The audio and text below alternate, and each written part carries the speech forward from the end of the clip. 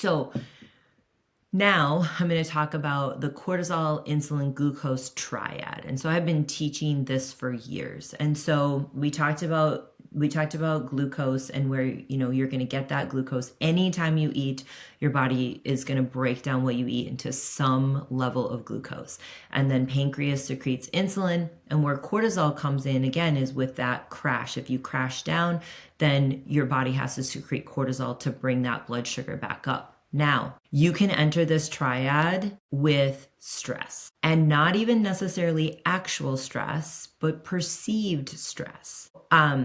This was I'm going to give you two examples of when I was measuring my blood sugar. And so years and years and years ago, this was probably about 12-ish years ago, I was doing some finger pricks to start to understand what was happening with my blood sugar.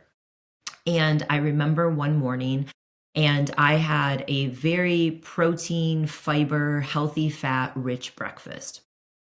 I'm not sure exactly what it was, but it was, some kind of ground meat, probably some eggs and some veggies, right? And I remember measuring my glucose, and my glucose being pretty high 2+ hours after that meal, and thinking to myself, what's going on? Like, I didn't eat anything that would spike my glucose. And what I realized was that morning was a really busy and stressful morning at work. And so I had eaten, and then it was just like bam, bam, bam, bam, bam. And I shot myself out of the cannon for the day. And I definitely was in that sympathetic or that stress response of my nervous system. And that was increasing my glucose. So let's think about this.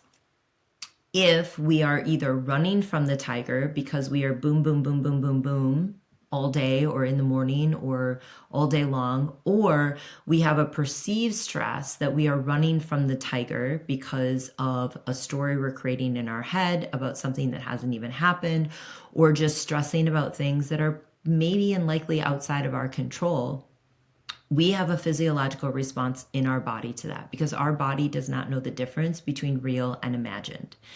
And so if we perceive that we need to run from the tiger, your body is going to flood glucose into your bloodstream for that stress response, because you either need to fight, or you need to run, or you need to freeze. And this is where we want that healthy stress response if we actually need it. So I use an example, our oldest golden doodle badger, he's a runner. And so if we let him off of leash, he's gone. I mean, we've been able to keep him in our sights and we've not lost him, but it's definitely a stressful response. And so I have needed to run after him to make sure he's not going to get hit by a car, or he's not going to get lost or anything like that. I want that stress response.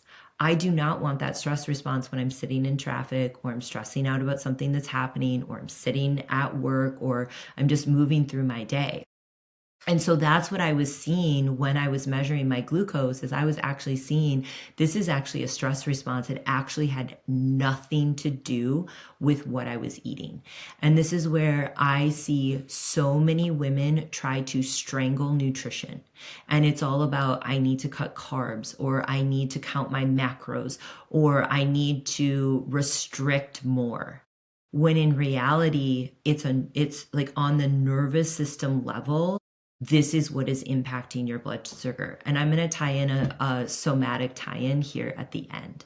So really, really important. Yes, what we eat matters. And we're going to talk about when you eat later on in the conversation as well. And your nervous system and stress response also plays a huge role in this. Okay.